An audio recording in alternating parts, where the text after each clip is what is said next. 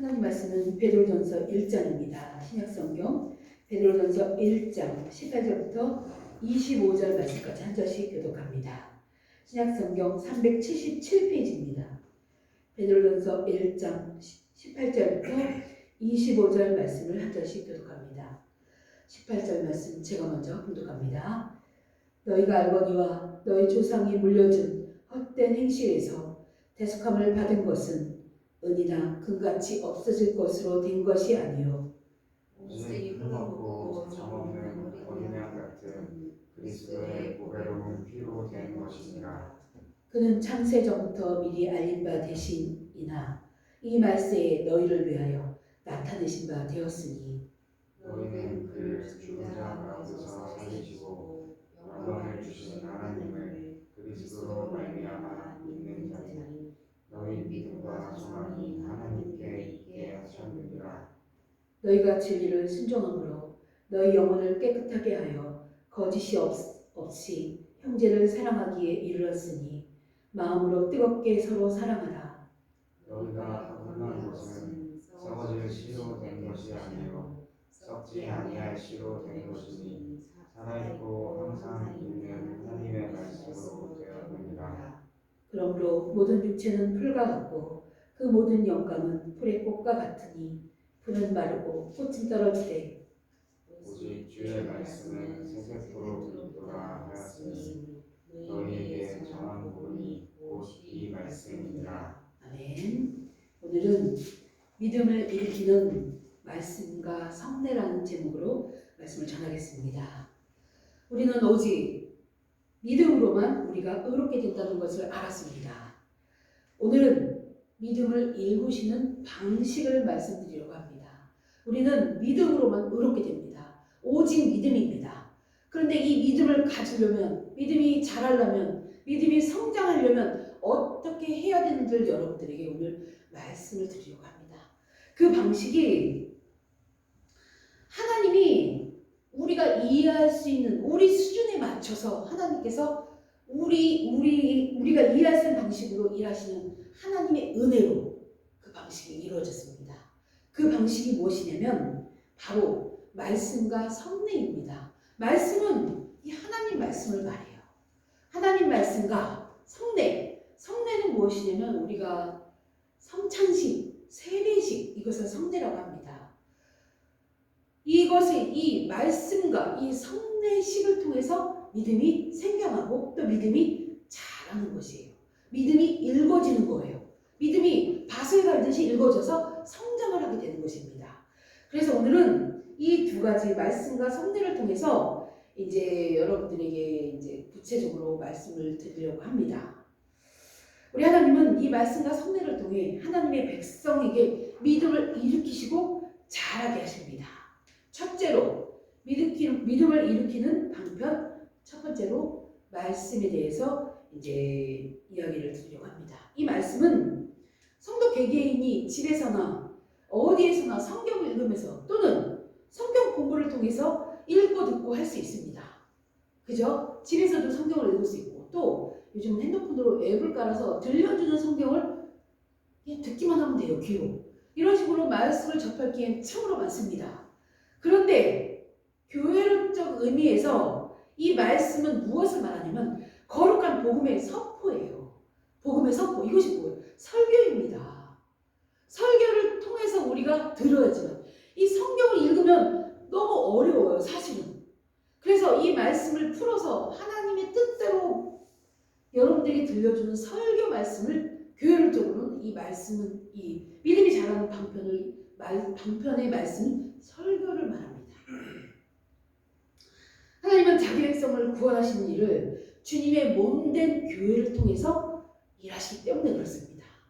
교회에 와서 성경 공부하고 목사님이 들려주는 이 말씀을 풀어서 성경 공부를 통해서 그 말씀을 들을 때 믿음이 자라고 또 예배 시간마다 하시는 설교 말씀을 들을 때 믿음이 자라시는 것입니다. 하나님은 그렇게 교회를 통해서 우리의 믿음이 자라도록 일하십니다.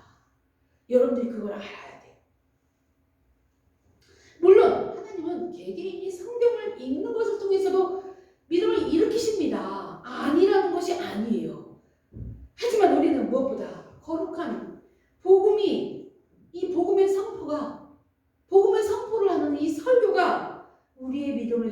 된다는 것을 우선적으로 알아야 됩니다. 그래서 자주 교회에 와서 모든 예배에 참석하고 말씀을 들으라고 하는 이유가 거기에 있는 것입니다. 공교회적 선포가 우리 믿음의 발생지이기 때문에 그렇습니다. 오늘 본 말씀 베드로전서 1장은 우리가 새로운 생명으로 태어나게 될 것을 아주 생동감 있게 그리고 있습니다. 여기서 씨를 뿌리는 일을 예를 들었습니다. 여러분들이 오늘 읽은 말씀 23절의 말씀을 제가 읽어드릴게요.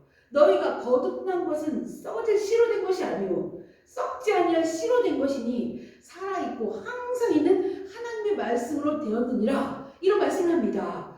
너희가 거듭난 새로 태어난 것은 썩어질 것으로 된 것이 아니야. 썩지 아니할 씨로 된 것인데 이 씨는 하나님의 말씀이야. 이렇게 말씀하고 있는 거예요. 농부는 썩지 않을 씨가 바라지 않을 것을 알기 때문에 절대 땅에 심지 않습니다. 그죠? 농부가 썩은 씨를 땅에 심지 않습니다. 살아있는 씨를 땅에 심었을 때 그 씨가 발아에서 열매를 맺을 걸 알아요. 썩지 않을 씨를 절대 땅에 심지 않습니다. 그 수건 헛된 것이 있는 걸 알고 있단 말이에요. 그것처럼 이 베드로전서에서 말씀하고 있는 이 썩은 씨는 하나님이 절대 썩은 씨를 뿌리지 않는다는 얘기예요. 하나님의 말씀은 살아있는 것이란 말입니다. 이 베드로전서가 말하고 있는 이 썩은 씨는 땅의 것들을 표현해요. 땅의 것. 땅의 것은 썩은 씨라는 것이에요.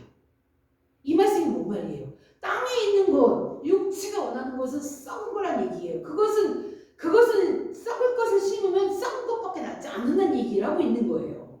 이 복음이 하나님의 말씀을 절대 썩지 않는 살아있는 씨라는 말씀을 주신 것은 이 하나님의 말씀은 썩지 않을 씨가 되어서 반드시 뿌리 내리고 자라서 열매를 맺는다. 그 얘기를 하고 있는 거예요. 썩은 씨를 땅에 뿌리면 열매를 맺지 않습니다. 그죠? 농부는 살아있는 죽지 않은 씨를 땅에 뿌려서 반드시 이 씨를 뿌리면서 여기서 싹이 나고 열매가 맺어서 내가 풍성한 수확을 거둘 거야. 그런 기대감을 갖고 땅에 씨를 뿌려요. 우리 하나님도 마찬가지입니다. 하나님의 이 말씀은 썩지 않았어요. 살아있는 씨입니다. 그러므로 반드시 하나님 말씀이 뿌려지는 곳에는 싹이 나고 열매를 맺는다. 그 얘기예요. 그 이야기를 베드로가 하고 있다는 것입니다. 또 고린도전서 15장에도 사도 바울이 말씀하고 있습니다. 여기서도 죽은 자의 부활을 씨로 비유를 합니다. 제가 읽어드릴게요. 잘 들어보세요. 고린도전서 15장 42절 말씀입니다. 죽은 자의 부활도 그와 같으니 썩을 것으로 심고 썩지 아니할 것으로 다시 살며 44절에 육의 몸으로 심고 신령한 몸으로 다시 살아나나니 라고 말씀합니다. 그리고 47절에 첫 사람은 땅에서 났으니 흙에 속한 자이거니와 둘째 사람은 하늘에서 나셨느니라. 49절에 우리가 흙에 속한 자의 형상을 입은 것 같이 또한 하늘에 속한 이의 형상을 입으리라라고 말씀을 계속해서 하고 있습니다. 이 말씀은 우리가 하늘의 것으로 살 수 있기 위해서는 하늘의 것을 심어야 한다는 얘기예요. 우리가 믿음으로 거듭났어요. 새로운 사람이 됐습니다. 그러면 이제는 하늘의 것으로 이 땅에 심어야 된다는 얘기예요. 그 얘기를 하고 있는 것입니다. 육을 심으면 육의 열매밖에 맺지 않기 때문에 영의 씨를 심어 하늘의 열매를 맺는 우리가 되어야 된다. 그 말씀을 하고 있는 거예요. 이런 이야기를 성경에서는 반복해서 우리에게 가르치고 있습니다. 베드로 사도는 살아있는 씨, 썩지 않을 씨를 하나님의 살아있고 항상 있는 말씀이라고 분명히 오늘 본문 말씀에서 말씀하고 있습니다. 살아있는 씨는 하나님의 말씀이다. 우리는 말씀을 듣고 살아있는 말씀을 듣고 발화를 해서 싹이 나고 열매를 맺어야 된다. 그 얘기를 하고 있는 것이에요. 우리가 하늘의 싹을 틔우게 하는 방편은 땅의 것이 아니라 하늘의 것입니다. 그래서 말씀은 단순히 인간의 교훈이나 세상의 처세들이 될 수가 없습니다. 강단에서 전하는 말씀은 하나님 말씀만 오직 복음만 전해야 돼요. 그런데 우리가 이 땅에서 편하게 살기 위해서 이러한 것들을 해야 됩니다. 오늘날 수많은 강단에서 성도들이 듣기 좋아하는 이야기들만 합니다. 전해야 돼요. 성도가 듣든지 안 듣든지. 이것이 바른 설교인 것입니다. 공적 설교는 항상 땅의 비밀을 푸는 것이 아니라 하늘의 비밀을 푸는 것이 되어야 하는 것입니다.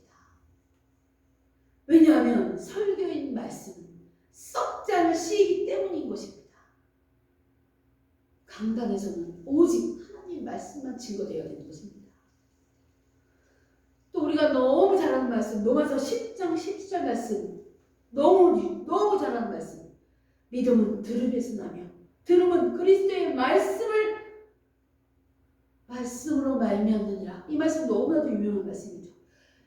믿음이 어떻게 생겨납니까? 들음에서 납니다. 이 로마서 10장 17절에서 말씀합니다. 그런데 그 말씀이 어떤 말씀이냐? 어떤 말씀을 들으냐면 그리스도의 말씀으로 말미암는다. 믿음이 자라려면, 믿음이 생겨나려면 예수님 이야기를 계속해서 들어야 된다는 이 이야기예요. 이 말씀은 우리의 믿음이 반드시 그리스도의 말씀을 듣는 데서 난다는 것을 말하고 있습니다.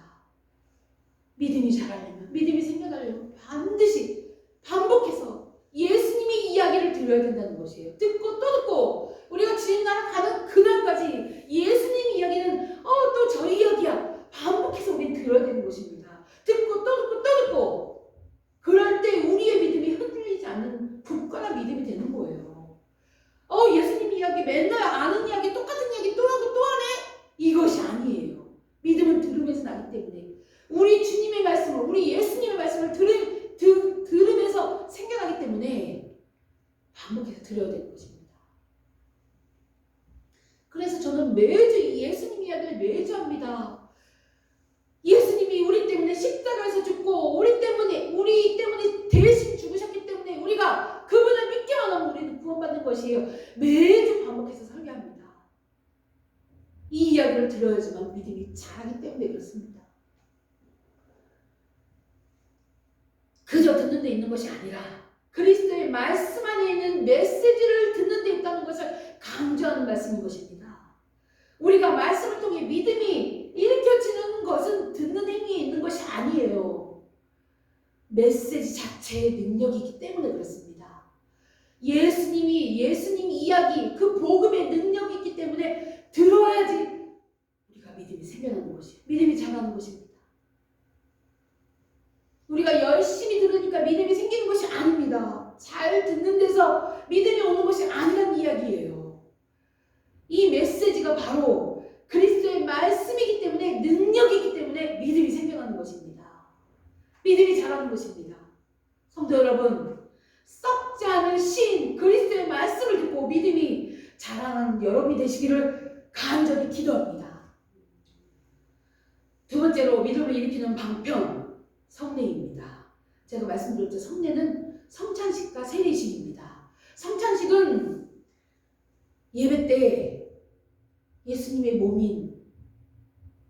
몸과 피, 살과 피, 떡과 포도주를 나눠 먹는 행위를 성찬식입니다. 그리고 세례는 내가 예수님을 믿고 확실히 믿겠습니다 고백하는 의식이 세례식이에요.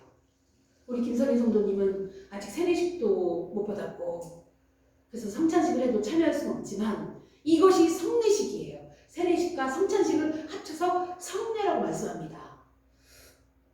성례는 두 문장으로 설명이 될 수 있습니다. 첫 번째 문장은 복음 약속의 눈에 보이는 거룩한 표와 인입니다. 이 성례식이 거룩한 표와 인이에요. 우리에게 증거를 주는 표이고 증거를 주는 도장, 인을 딱 찍는 거예요. 너 하나님의 사람이야 하고 그 의식이 성례라는 것이에요.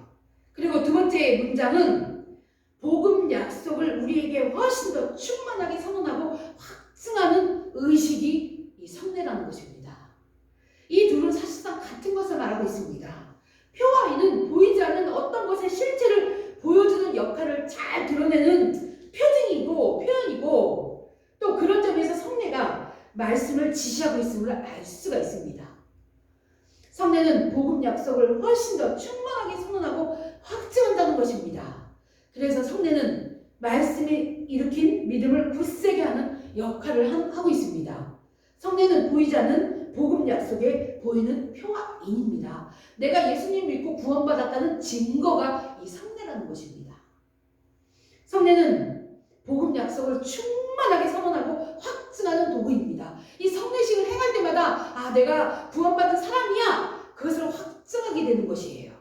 확증하는 의식입니다. 곧 하나님의 언약을 인치는 도구인 것이 이 성례인 것입니다. 그러나 우리가 여기서 반드시 기억해야 할 것이 있습니다. 이런 성례가 단순히 부수적인 도구에 지나치지 않는다고 생각해서는 안 된다는 것입니다. 성례가 복음을 비춰준다고 해서 복음에 비해 아무것도 아니라는 생각을 가지면 안 된다는 것이에요.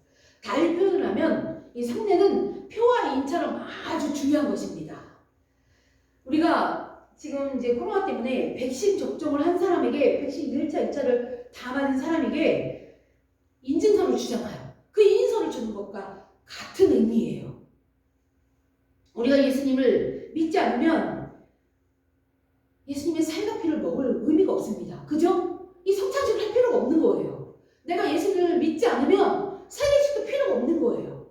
내가 예수님을 믿는다고 고백하는 의식이 세례식이에요. 그 세례를 받은 자들이 믿음을 표현하는 것이 성찬식이에요. 예수님의 살과 피인 떡과 포도주를 함께 나눠 먹는 것이, 그것을 인증해 주는 것이 이 성례식이라는 것입니다. 그리고 우리가 집을 계약할 때 집문서에 도장을 딱 찍잖아요. 이 도장이 얼마나 중요합니까? 그거와 같은 거라는 것이에요. 집문서에 찍는 도장은 자신의 소유권을 그대로 보여주는 표와 인입니다.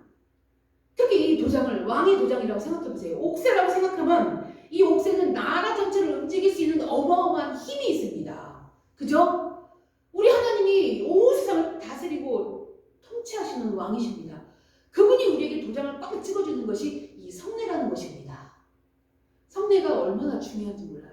사실 성례는 예배의 의식의 일종이에요. 그러니까 예배 의식의 한 부분이에요. 그래서 매주 예배 때마다 성찬식을 원래는 해야 됩니다. 그런데 오늘 한국교회는 이 성찬식을 무슨 특별한 절기 때 1년에 한 연례 행사로 이제 합니다. 그리고 특히 우리 교회는 제가 이제 올 봄에 목사를 받았는데 아직까지 성찬식을 한 번도 못했습니다. 세례식은 물론이거니와.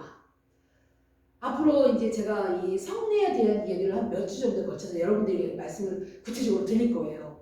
이 몇 주 정도에 거쳐서 이 그러니까 이 세례식, 이 성례에 대한 이야기를 드린 다음에 그 다음에 성찬식을 진행하려고 준비하고 있습니다. 그래서 예배 때 이 성례가 얼마나 중요한지 빠지지 말고 잘 참여하셔서 이 성례식에 대한 이제 중요성을 잘 깨달은 다음에 우리가 성찬식을 진행하면 이 성찬식이 얼마나 은혜 가운데 진행이 되겠습니까? 그래서 제가 이제 성찬식을 그래서 준비하고 있습니다. 원래는 제가 성찬식을 설립 강사 예배 때 이제 하려고 준비를 했었는데 마음에 성례에 대한 정확한 의미를 모르고 우리가 성찬식을 진행하면 안 되겠구나 싶어서 제가 이제 이 성례에 대한 이제 설교를 좀 몇 주 정도 한 다음에 그때 그러고 나서 성찬식을 진행하려고 합니다. 우리 김선희 성도님은 내년 봄쯤에 세례식을 받았으면 너무 좋겠습니다. 세례식을 예수님 믿는다고 확실한 표를 받으신 다음에 그 다음에 성찬식에 참여할 수 있습니다. 내년에 그런 은혜가 임하기를 기도합니다. 네, 그래서 성례는 하나님이 복음에 약속하신 것들을 우리에게 주겠다고 확실하게 보여주는 역할을 수행합니다. 약속의 증표예요. 너가 나 믿으면 내가 이러이러한 거 너에게 은혜를 줄 거야 하는 그 표징이 성례예요. 내가 예수님을 믿었습니다 하는 증표도 되지만 예수님을 믿고 나서 우리가 하나님의 은혜를 받기로 약속하는 그 몇 가지를 주겠다는 약속의 표징입니다. 그래서 성례가 중요합니다. 성례는 우리가 생각하는 것보다 훨씬 더 강력하게 이 약속을 수행하고 있습니다. 성례의 역할에 대해서 말씀으로 조금만 더 알아보겠습니다.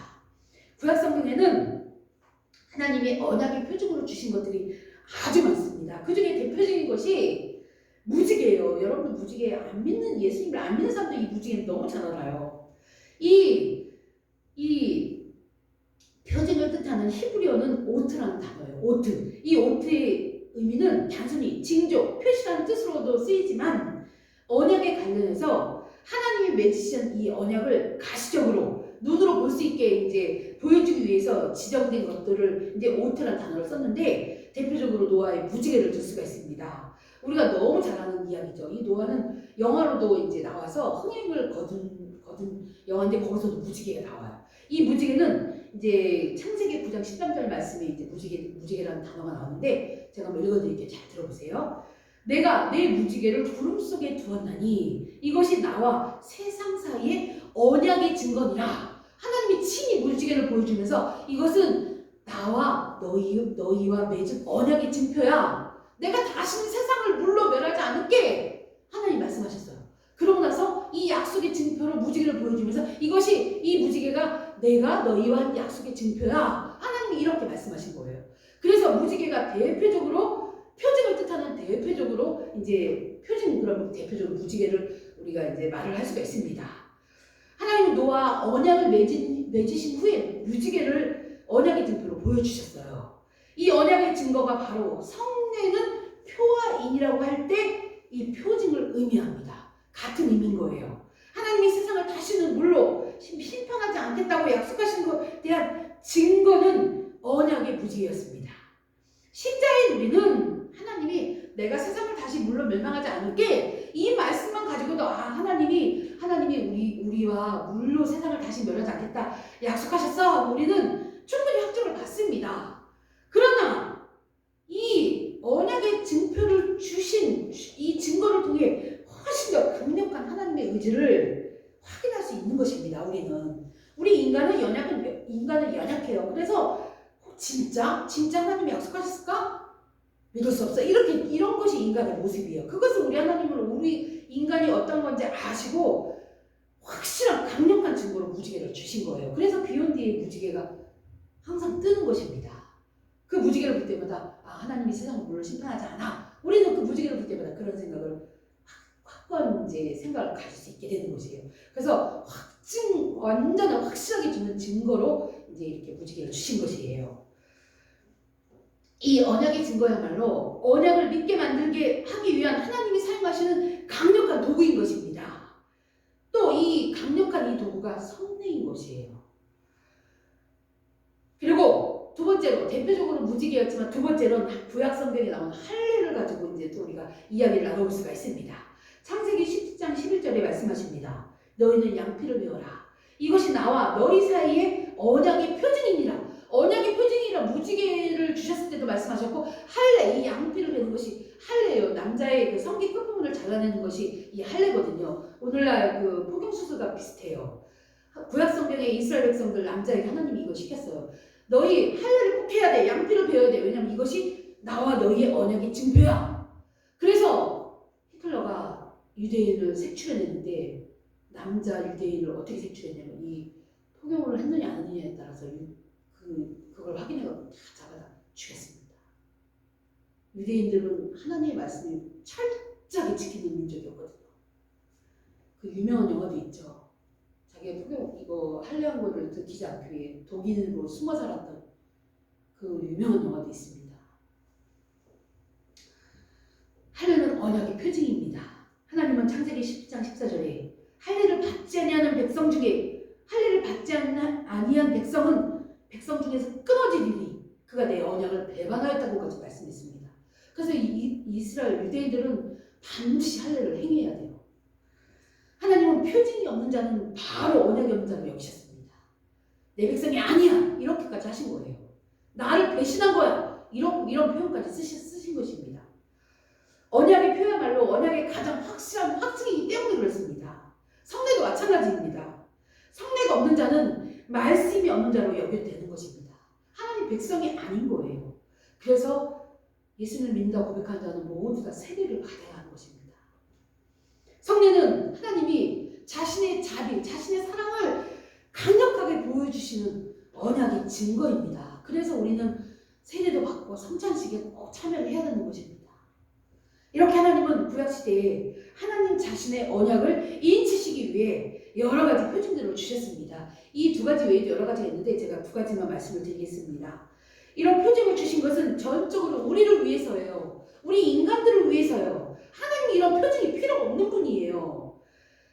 칼빈은 종교개혁자 칼빈, 종교개혁을 완전히 자지잡게 만든 이 칼빈은 우리 개신교는 거의 칼빈의 사상을 따라갑니다.